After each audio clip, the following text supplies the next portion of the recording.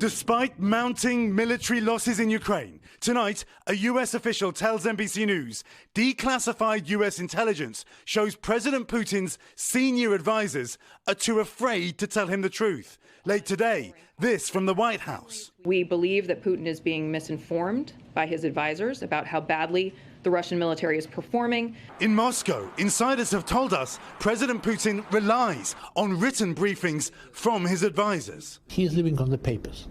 What was brought to him? Sometimes this information was not enough. It was not very objective. For years, his shrinking inner circle has increasingly consisted of former intelligence officers. This is where President Putin first walked through the doors of the KGB in St. Petersburg. And many of the people who worked in the KGB with the president still work in his government. But now COVID seems to have isolated Putin from many of them, on stark display at this recent Security Council.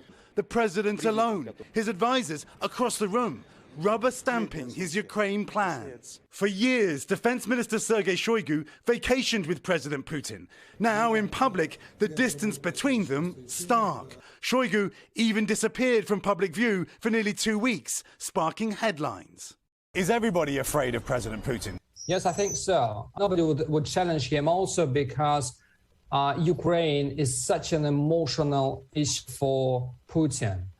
And the tension within President Putin's inner circle appears to be growing. Tonight, the same US official says Putin feels misled by the Russian military. Thanks for watching our YouTube channel. Follow today's top stories and breaking news by downloading the NBC News app.